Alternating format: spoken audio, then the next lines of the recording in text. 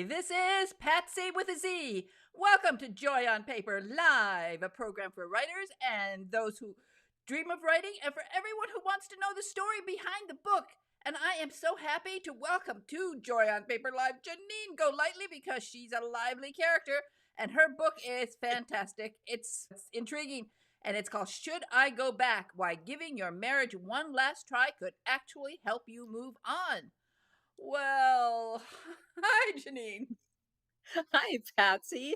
I love your enthusiasm. Well, you have to be. It's just I'm having so much fun talking to, authors. I mean, this is like, I never dreamt that this would happen. Well, many, many years, I was saving books, buying books, reading books. My husband and I lived in England for quite a few years. And when we came back to the States, I had over 3,000 books to ship. And I had a house full of furniture. Most of it came from Harrods. And there was a limited amount of space in a 20-foot container. I took all the books. And my husband said, "Are you sure you don't want this? We bought it at Harrods." I said, "No, no, books, books." We arrived in Galveston, the port where it was shipped. And when the customs opened it up, and they saw all these books, and the customs people thought I was importing them, that I was selling them. And my husband just shook his head and he looked at them and he said, "There's no way she would sell one of these books." An Over amazing story. more than 3,000 books. And at one point, it got to be over 6,500 books.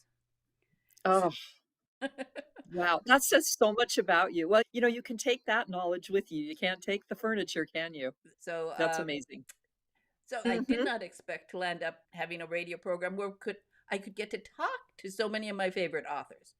It is So fun. amazing. I'm going to be celebrating the 10th anniversary of the radio program in March, and the first Congratulations. anniversary of the YouTube station. So I really Wow. like doing the YouTube because I can see people now, which is lots of fun.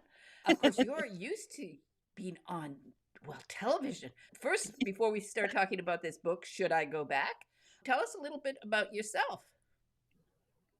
Well, yes. I mean, I did spend a number of years on television doing the news and then moving into lifestyle. That I'm like you. I'd rather have more fun. The lifestyle was definitely more fun than the news every day. And I like to talk, so it's just and then this, I mean, I'm still at in TV, but I transitioned into sales about 9 years ago, which you know why I love that so much because it's given me the freedom to do other things, one of them being write when I want to. And this is kind of a hobby for me right now, but I'm really enjoying it and I do have a lot to say. So, yeah, it's Well, been fun. you certainly do. And now, of course, this is nonfiction. Well, some of this stuff you couldn't make up. I mean, it's like Right?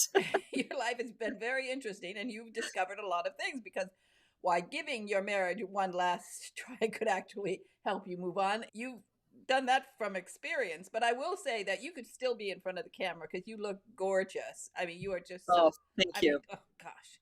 And Oh, and you're you sweet. you know how to prepare yourself.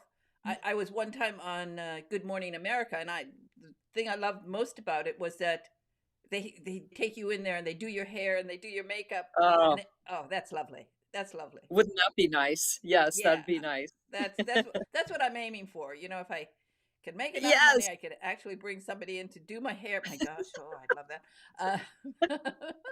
I never had that either. On the local level, you don't get that, so you have to learn how to do your own. Oh, yeah, well, that's why you look so good. That's why you look so good. So now Thank this you. is a nonfiction book, as I said, and we're going to talk Yes. about it. But then I already predict that you're going to be writing some novels along the way because you're a good writer. So let's Novels talk is about novels is in the cards, yes. the novels. I knew it. I knew it. I could tell when I say I find good writing. I find good writing. Oh, Now you have some experience. Let's just put it that way. 3 marriages, 3 divorces. yes. Whew. So I know, it's exhausting, isn't it? it is. It is. So tell us about. We'll go through some of the chapters, but tell us why you decided to write this book and what you're doing now about this. You know, Well, counseling people a little? Do you counsel people, or you're just giving them advice through the book? I'm giving him advice through the book, and sometimes I'm called on to speak a little bit here and there, and I like doing that. But really, the reason I wrote the book it was for myself. I started out kind of writing things down on paper, just how sometimes you just need that. You need to get it out somewhere, and writing it down is therapeutic. And so that's kind of really where it started. But as I was going along, I thought, I actually woke up one night from a deep sleep and I had this thought: what are the things that I wish I would have done before I got my very first divorce? My very first. And I speak to those people mainly because I feel like once you've left that first marriage, it's just so much easier to leave the next one and then even the next one, because you're like, I did not sign up for this, and this is not what I wanted. And so it's easier to just get out because you know the ropes now. So I'm really talking to people who are thinking and considering leaving their first marriage. I'm not trying to talk anyone out of it. I'm getting ahead of myself. Let's go back to, why did I write the book? I really want people to take a step back. If you're considering getting a divorce, just take a step back, take a deep breath, ask yourself a few questions, do some of the activities that I list out in this book, and I just want you to maybe not change your mind, but just know that when you do get that divorce, that you did everything you could possibly do to keep it together, and that you are now at peace with the fact that you are going to get a divorce. You'll come out of it just feeling so much better. And I think you'll just be able to move on and be a healthier person going forward. And that's the whole idea. So, how old were you when you first got married? I was a 1 week shy of my 19th birthday. I was a child, That's very young. And it was a traditional very young. big family wedding kind of thing. Yes, I had a beautiful wedding. It was just, I mean, I came from a small town. I was living there at the time, and it was just everybody in town came, and all my friends were there, all the families were there, and it really was a beautiful traditional wedding. Yes, loved the wedding. Love the wedding. The Uh, wedding was amazing. so so how many years were you married then?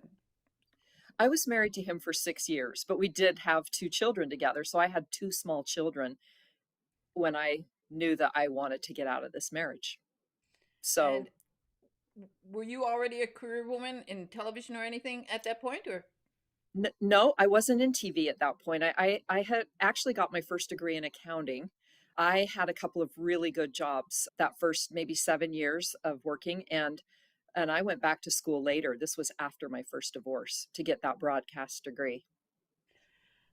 So there you were. You made a decision after 6 years to get a divorce. So take us back then. How did you handle it? Did you handle it well? Did you both No, handle it well?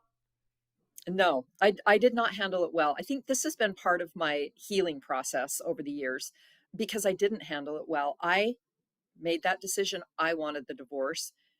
Didn't really talk to my husband about it until I let him know that I wanted a divorce. So I gave him no chance to make things better, to have us work together on anything. It was a very immature decision, especially with two small children. And I did, I'll be honest, I had a really good support system. My family was amazing, which I'm so grateful for, but it also made it so that I knew that I was going to be fine no matter what. My kids were going to be fine no matter what. Not so much for my husband, who was devastated. And so a lot of the things I talk about in this book are having to do with sit down with your spouse and talk through some things, ask each other these questions, do a lot of things that so that you both can get on the same page, because it's really hard when one really wants a divorce and the other one really has no idea. It makes it really hard to move forward in a healthy way. So then, how many years after did you get remarried? Did you have a So time I gap actually there? I had a little bit of a gap there. I stayed single for 5 years, but I dated an awful lot. And then I was married within 5 years to my second husband. We also had a daughter together much later in the I mean, I was married to him for 8 years. We had her at about year 6. And then there I was again, a 2-year-old and getting divorced. And that was a whole nother story, a whole different reason. It had to do with a lot of financial issues and just and step issues, stepchildren, ex-wife, a lot of things in that regard, which I will say had a happy ending because these days, I mean, we actually just spent Christmas Day together. I was with his ex-wife, I was with his 3 daughters. We have a great relationship now, but hindsight. Exactly. So you lived through that, and well, a few years later, a third marriage. Yeah, it wasn't even a few years later. It was actually about a year and a half. And you will find out when you read the book why that was. But I did remarry a year and a half later I mean, I just Patsy, I kept going from bad to worse. I really did. This last one was not good. I knew it for a lot of years. I stayed married to him the longest, but yeah, I got a bit of information about 8 years in that I did not want to hear, and I was stunned. I found out he'd been cheating on me the entire time, and I honestly had no idea. In fact, I have to tell you, the night before I found out, I was with one of my girlfriends, and she said to me, we were with a youth group, and we had driven a couple of hours to an event, and on the way back, she and I were in the car, and she said, "Do you think that he's cheating on you?" And I said, "No, no way, no way." I would not have believed that. I just wouldn't have believed it. I mean, even thinking about it now, I'm stunned. And I'm like, no. And then I said, why? Do you know something? And I said, would you tell me if you did? And she said, no, I wouldn't tell you because she'd had a bad experience with that kind of information once before. But she said, no, I don't know anything. It was well, back up. I actually said to her, sometimes I wish that I would find out he was cheating because then I would have a reason to leave. There was a lot going on in that marriage. It was really, really difficult.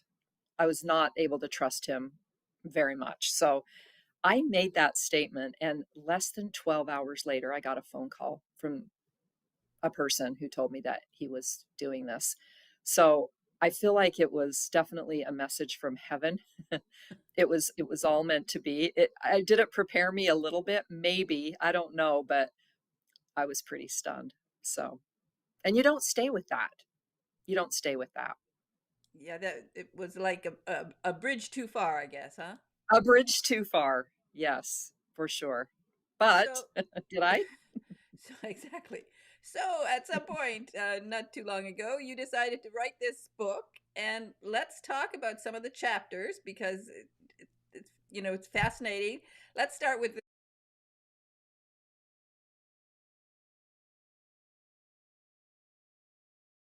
thinking about. Yes. So, continuing with the story then. I confronted him. I actually waited 5 days to let him know that I knew this because I was talking to different people, an attorney, my parents, just trying to gather some information. And he was devastated. He begged me to stay in that marriage. Please give me one last try. Just please give me one more chance to show you that I can be a better person and that we can keep this together. And for reasons of my own, lots of different reasons, you know what? I decided to say, yes, okay, I will give you one more try. Let's see what you've got. So I did. I went back, and whether that means for you physically going back or just, you're still married, but emotionally committing now for the next 30 days, right? That's the idea. But I went back for 5 months and I literally thought, we might be able to put this back together. I might really be able to move on from this point and say, okay, forget everything that happened. We're starting fresh. I can do this. We can be strong. And I mean, he was amazing for 5 months. He was truly amazing. And I thought, this is the man I thought I married. This is who I wanted to be with. And then one night I came into our bedroom and I came around into our closet and I caught him red handed. He was hiding his phone in the clothes, clear up on top of the shelves in the closet. And I knew right then, I knew in my gut, okay, you really are the man that I thought you were, that you revealed to me. You are this person, and I cannot stay with you. But what made the difference was I'd seen it. I put my heart and soul both times into this marriage, and I knew then that I was going to be okay. And it's like I was able to flip a switch and just we're done. And I walked out of that marriage at peace. And that's something I had not had the first or second times that I got divorced. This time I was truly at peace. And so that's why the big long title, Why Giving Your Marriage One Last Try, could actually help you move on. Because in my personal experience, that's exactly what it did. So hopefully it can help some other people as well. And I mean, you discovered he was cheating on you before you even got married. Yes, yes. This one particular relationship had been going on since before we'd married, and it just never ended. And you know, again, sometimes people can go back to cheaters and make it work. I think it's rare, but I wouldn't recommend it. But my experience was very extreme. I mean, he'd been having like an 11-year relationship with this person. So, yes, it had ended. In It eight had years of ended a your year marriage, he prior. was having 11 years with. Yeah, he'd been with her 3 years prior to our marriage, and then the 8 we were married, and then he had ended it, but you know why he had ended it? Because there was another woman that had come into his life. That's who he was hiding the phone for Well, that night. I have a feeling when you start writing novels, you can really use that material. Oh, yeah, I know. There this could make a really, really fun Lifetime movie, I've always said that. Yeah, exactly, exactly. I mean, this is a little, as I said, a bridge too far. 11 years. Yes. Yeah, it was kinda sad. It was pretty sad because I really loved him, and I just thought, "Why do people do this?" But I do know, and I can tell all women and even men out there who get cheated on, it's not about you.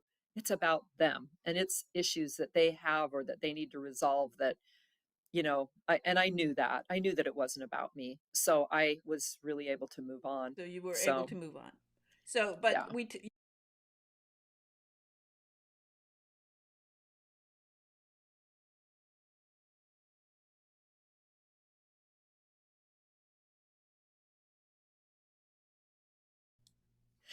Yeah, so this chapter is actually I also have I mean, I have my 30-day exercise, right, for you and your husband, but then this 30 days to improve is really about yourself. Now, what are the things you can do to improve yourself before you go and get into another relationship or, if you're trying to work on this one? Yeah, it's meant to be 30 days, but I say if you wanna take a week at an item and take 30 weeks to work on yourself, do that. Some may take longer. What I really want you to do is just be very I want it to be thought provoking for you. I want you to give it a lot of insight, and I just don't want you to rush through it. That's kind of my idea. But, you know, 30 years, that might be a little long. Yeah, that's a little, that's a, That's a little long, but 30 days, something like that. And just see what you can a lot of self reflection is what I'm looking for. because, you have to, you know, for you, you have, and I don't know for the first divorce if you were prepared, financially and mentally and everything for that change. And And that's why you have to take a deep breath before you sort of swing into action. I mean, it's a good idea. Absolutely. And that's the thing. Like with this last one of the reasons that I decided to go back originally was I had not been I mean, I'd been freelancing a lot, but I was spending a lot of time at home with my daughter. So I wasn't in the workforce for those 8 years like I'd been before, and so I knew I had to kinda get my ducks in a row. And, it wasn't my first rodeo. I knew that I needed to be financially prepared. And, if you're starting to think about getting divorced, start getting yourself in those places where you are financially and emotionally prepared to be on your own because it can be really rough. It can be hard. I I'm an independent person, probably these days a little too independent. But I've been, that's been my life and I've had to be that. but just be prepared and let your spouse get prepared. That's why, like, the first time around, I had gotten myself prepared, but he wasn't at all, you know? I'm just like, "You're out, go move somewhere else," and he really had to kinda start over there, and he struggled for a long time, no question. Well, it's funny. I just mentioned to somebody who was divorced at one point, and I said, that I was going to be talking to you about your book. And I mean, she's already divorced and, that's over. But she said what happened with her, she walked out. She walked out the day, like she discovered he was unfaithful. She walked out, and all she took, and this is so funny, and she can't believe she did this. She looked around the house and she took a fondue pot. Now, why would she take a fondue pot? She said they never made fondue. It was part of their wedding gifts, and you know how you get a fondue pot and it looks pretty and you put it on. She Yes. never made fondue, and she walked out of the house with fondue. I mean, even today. I said, well, you It's have to come next time I go skiing in Austria. I'll take you, and they have fondue every night. And nice. but what happened, and this is terrible, and this is something I mean, I never even thought about. He he packed up and he left too, the place, but she didn't even know. But he packed everything, including her passport, her birth certificate, every document that she had in her life, photos. Wow. He took everything with him. And then that was it. I mean, to have to replace all, she didn't, and she wasn't prepared. She didn't know the extent of the bank accounts. She didn't know anything. Mm, All and he she wanted had it was that that way. stupid fondue pot. Ugh. And she's See, sitting, okay, in go ahead. like she went to the one, what's that cheap hotel that people go to when, I don't know, it's Motel 6? yeah, the Motel 6. No, that's the one. She's in Motel 6 with a fondue pot. Now, My goodness. She needs to write a book. oh, yes, it would almost turn into a murder mystery. It got close to that at one point. Oh my word. Oh my word. Well, see, and does she know why she did that? Was it because she just was emotionally so Yeah, unprepared that she just yeah, she it's like just, that movie, Under the Tuscan Sun. That remember when she walks out, she decides not to take anything at all except for that little blue vase, and then yeah, she dumps the water on his floor and walks yeah. out. Yeah. Well, she snuck out like before he woke up. She didn't want to confront him. Walked out like at 4 o'clock in the morning carrying a fondue pot. No, you know, Oh man. Oh the man. Did she tell him she was leaving, that she wanted the no, divorce? Or was that no. her way of Well, sneaking she out? was sort of, maybe she was afraid of his reaction, and she snuck Yeah. out, landed up in Motel 6 with a fondue pot. Oh. You know, Oh. I'd love to talk to her, find out more about that. yeah, that she's funny. Actually, now she's funny. Oh. But now she's been married for 32 years, so Oh, she's nice. Nice. now she considers him a keeper. So you never know, but we hope. Yeah, I know, right? You never know, but yeah, sounds good. Sounds good. Okay, well, let's tackle. Yes, now, some of you will probably guess I didn't write these chapters. This is not where my experience is great, but I actually had my daughter and son-in-law write these 2 chapters. They have a great marriage. They've been married for about 16, I think, years now, and they both came from divorced homes. And when they got married, they just made a commitment. They made it out loud to everyone. We are going to stick by each other's sides. We are not going to get divorced. And they have just through thick and thin, they are very supportive of each other. So I think it's amazing. And I did ask them to write these 2 chapters. And so it's kind of just a fun read and I think good for anybody. So, yeah, even though I'm talking to people who are, thinking of getting divorced, I think this book is good for people who are just in marriages, just to remind us of some of the things that we need to be doing, not only for our spouses, but for ourselves, just to stay in that healthy space and nourish our marriages. So that's really what these chapters are about. So share some of the ideas from both sides.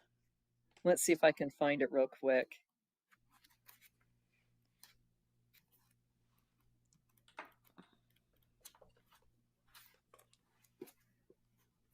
Gosh, this book is longer than oh, here it is, than I thought.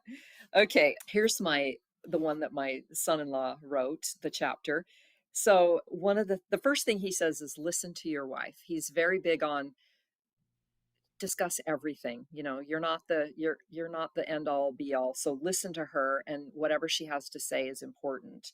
One of the things he says is you love dishes, you love cleaning even more. So he's telling men, hey, pitch in and help. You know, it's not just your wife who needs to be cleaning the house and dividing up, you know, you need to divide up the things and do them together that need to be done around the house. He says be her biggest fan, and he has done that with my daughter. She, you know, she's more career minded. He's just been super supportive of her. And I just think here's another one. She's still your girlfriend. Don't forget that she's still your girlfriend. So I love that too. And then my daughter, one of the things I see here, no gossiping. And she doesn't just mean no gossiping about your husband, but just no gossiping in general. Keep that negativity out of your marriage and out of just your whole being. You know, one of the things that has been kind of a rule for me, the friends that I have out well, I was going to say outside my marriage, but I haven't been married for 10 years now.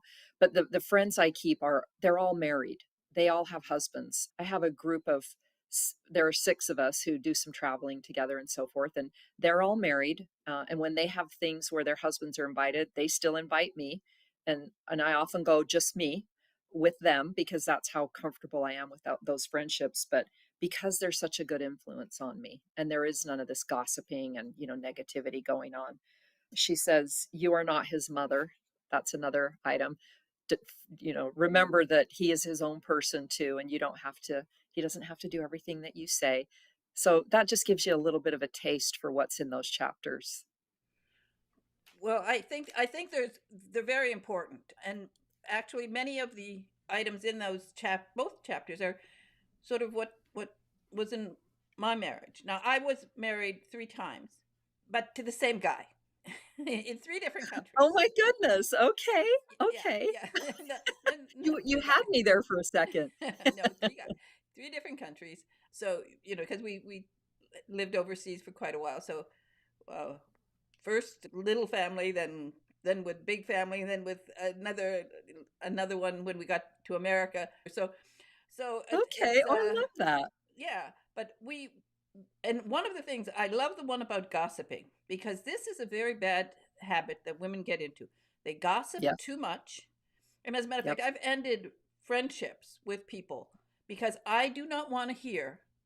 I cannot sit down at a luncheon and have women at the table complaining about their husbands. I I just 100%. it's Yep. just, you can't encourage it because they tell too much, they say too Yeah. much, and you never know if any of the other women at the table will then repeat all of this stuff. And it's wrong. Either you have to respect your husband. If you get to the point that you have to be talking nasty about him, if you say nice things, that's one thing. But if you're talking badly about your husband, Absolutely. you got a problem. 100%. You know, and everything you said there, I agree with. You know, you say it and you think you're saying it in fun, or you're bashing husbands and you think that's fun, but it can cause a lot of damage. No It question does. about it. And it Hmm. reinforces the negativity. You don't want Yeah. negativity. You want this Well, positivity. and then I think you start thinking, you know, oh, I don't respect my husband anymore. You start looking at him differently. Yep. And I think the more that you do that, you do start looking at him differently. I mean, if you have a problem, if your husband doesn't put down the toilet seat, you don't go around telling all your friends, my husband doesn't put down the toilet seat. Either, get over it, or, buy an automatic toilet seat closing thing, whatever. But don't go around complaining about it, because then it's like, oh, well, he's a terrible guy. Give me a break. I mean, there are worse things. I mean, obviously, Oh, a guy who's 11 years into an 8-year marriage, still yeah, goofing around. yeah. I wish that he had not ever put this toilet seat down. I wish that's what I was dealing with, Exactly. And I love you the know? thing about men can shop, because actually, now I have to Yeah. say this, my husband was a terrific shopper. He could go in, and he was both organized and disorganized, because he would always stop for any of those ladies giving out samples. He would buy whatever they were giving out, just because he felt sorry for them that they'd have to have this Oh, kind of a job. so nice. He sounds so kind. And I can tell you, I'm sure I've read maybe at least 500 books just because he was doing the shopping and I was at home reading. Oh, oh, I love it. So it works, You guys had a great marriage. Mhm. that's what you have to do. You have to find these things that you can do together, Yep, and show each other the respect.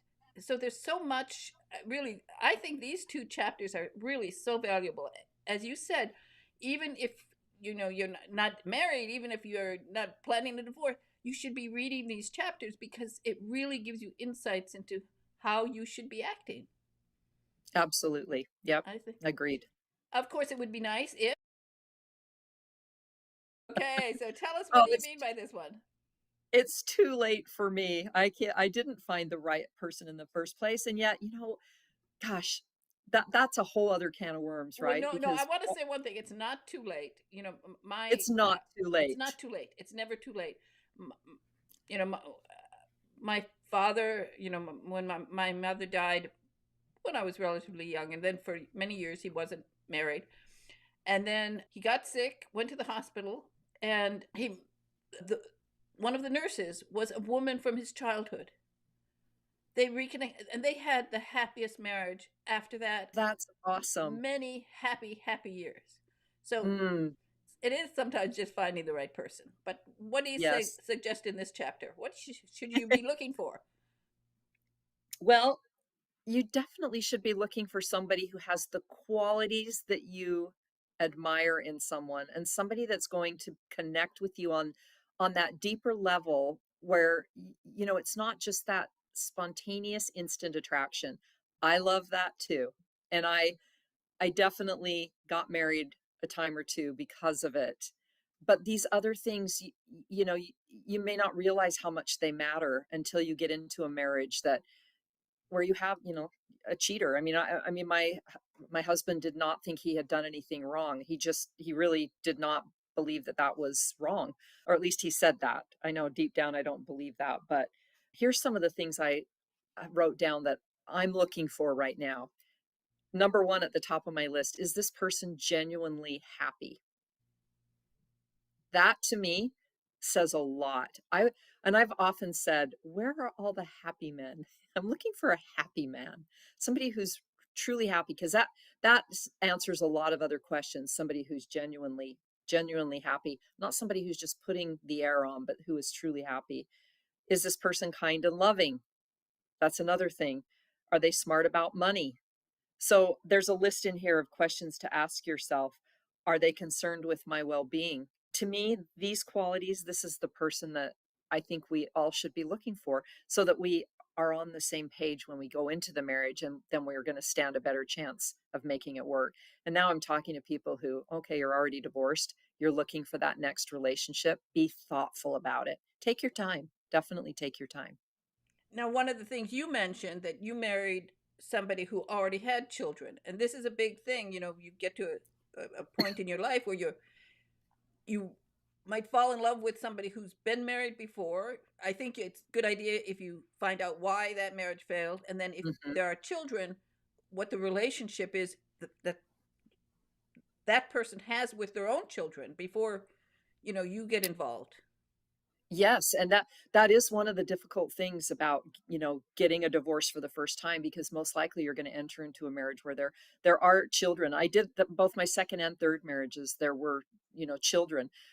But, I and even though I don't well, my second husband has passed away. My third husband, I don't have any connection to anymore, but both of their children, I am still connected to. So I came out of those marriages still loving the children, just not the spouses. But it presents a lot of challenges to bring families together. And one of the things I suggest when you're doing the 30-day exercise is call up one of your friends who is in a second or third marriage and who has stepchildren, and just ask them how that's going. Talk to them about what the challenges have been.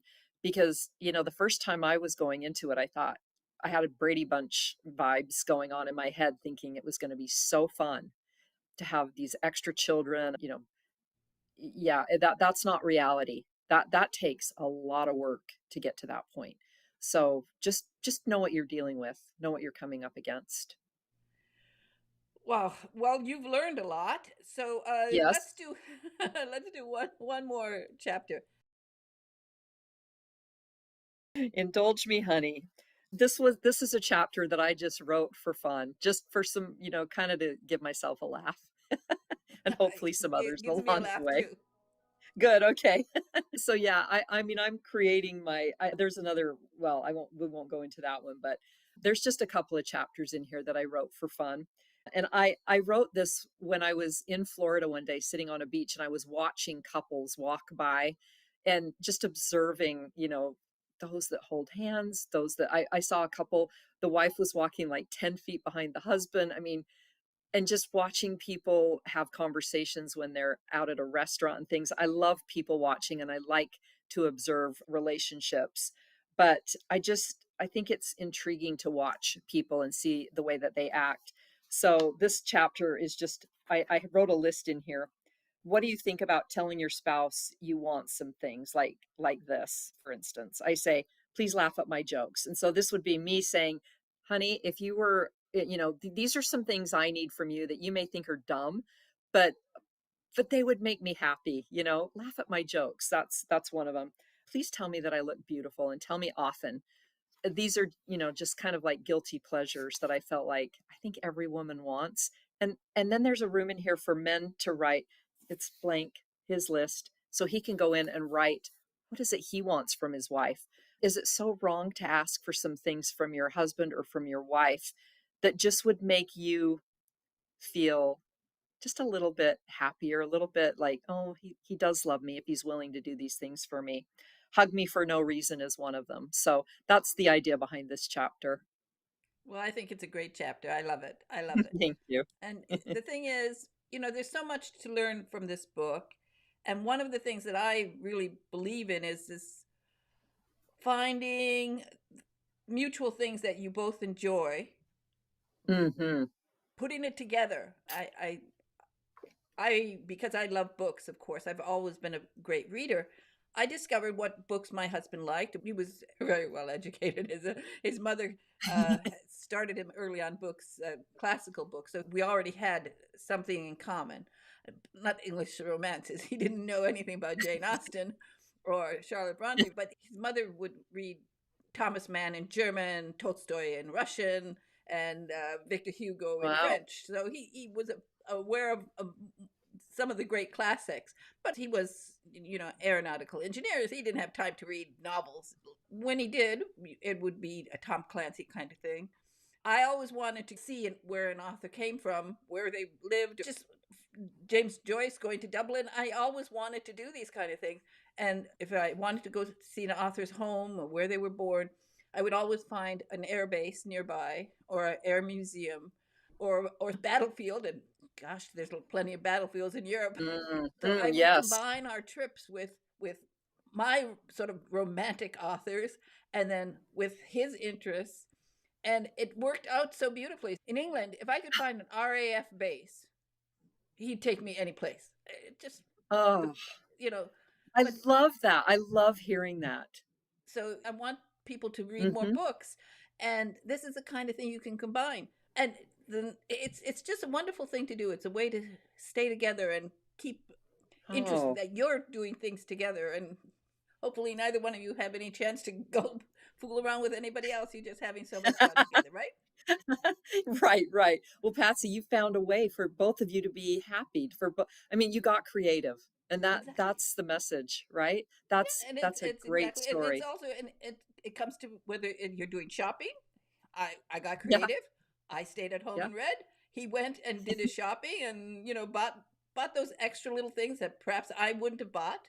And sometimes they worked Yes. out. He'd Yeah. get You let somebody to give them him a do what wine they do. sample. He'd buy that bottle of wine. Grocery stores are always handing out cheese and crackers and stuff, and sometimes he come back with like garlic crackers. Instead of saying, "Oh, what a waste of money," I just sort of smiled and said, "Boy, I just read another book while you were gone." Oh, I love it. So Lots of things to learn in this book. My friend who did the fondue pot, I did not know about that. She had never told me this until I had this book. I mean, Oh, I she's love that. she's been So married yeah, for so you she's been married for 32 years. I think they're just on their 33rd anniversary. I didn't even know she was divorced. oh, you I mean, didn't even know she was no, it divorced. was like a 1 year marriage, and she walked out on him with the fondue. I mean, it's crazy. It's crazy, but she had a lot. That is true. That is one thing about a book like this will do, you know, it gets people talking. And when you are divorced and you start talking to people, you realize, oh, a lot of people have been through a divorce, you know. It's not something they talk about in everyday life, but yeah, we actually all do have a lot in common. We all deal with a lot of the same things. It was just like one little bad memory for her. Yeah. By the way, she still has that fondue pot. The night? Has she made fondue in it though? No, no, she's never She made still fondue. hasn't. Still hasn't. Never made fondue, and she's It's keeping to it. it's on the top of her refrigerator, and she hasn't done it. That's But she's cute. never told her husband why she has that fondue. Oh, what a cute story. Anyways, I hate to say it's a fun book, but in many ways it is a fun book. You've written it so that it's fun to read, Yes. and there's a lot to Good. Thank learn. you. I tried. And as exactly, now people can talk to their friends and find out some really interesting stuff. Well, as I said, and the best thing about it, of course, it's given you material for the novels that you perhaps have started, or you definitely will be starting, right? They're twirling around up here.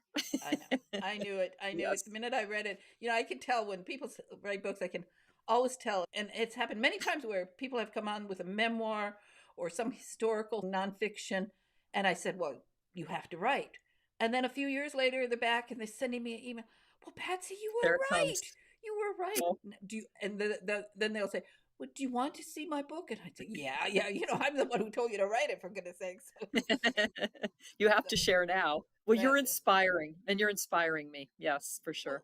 well, because there is a joy in writing. Once There you see your is. words on paper, you see them. You can't stop. You just can't stop.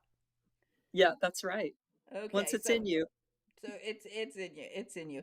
And meanwhile, you have a website.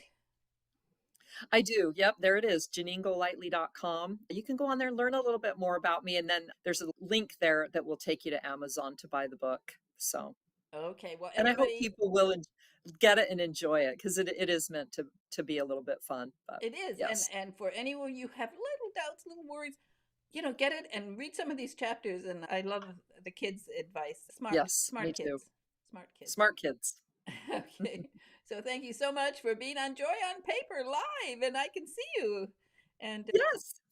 Thank you so much for having me. I've loved every minute of it. okay, thank you now. Bye bye. Bye bye. So here is the book by Janeen Golightly. That's an easy name to remember. Janeen Golightly, and it's Should I Go Back? Why Giving Your Marriage One Last Try Could Actually Help You Move On. And perhaps if you could even avoid having to move on. Get this book. It's interesting. It's fun. She's just a great writer. And she tells a wonderful story. So get this book. And if you don't need it, hopefully, give it to somebody who does and who's looking for some answers to their life. But it's a great read. And meanwhile, please subscribe to Joy on Paper Live so that I can bring you more interviews with fascinating authors. And all you have to do is click that button, subscribe, like, share, and comment. And really, please make a comment because authors love to see comments. And remember, also, their family looks at the interviews and their family likes to see comments. So make a nice comment. Make somebody's day because, as my mother used to say, always say something nice about somebody. And definitely, there's lots of things to say nice about Janeen. She's just fun. She's a great person. And I'm going to have her back on Joy on Paper live. So please, please subscribe. Thank you. Click the button. Bye bye now.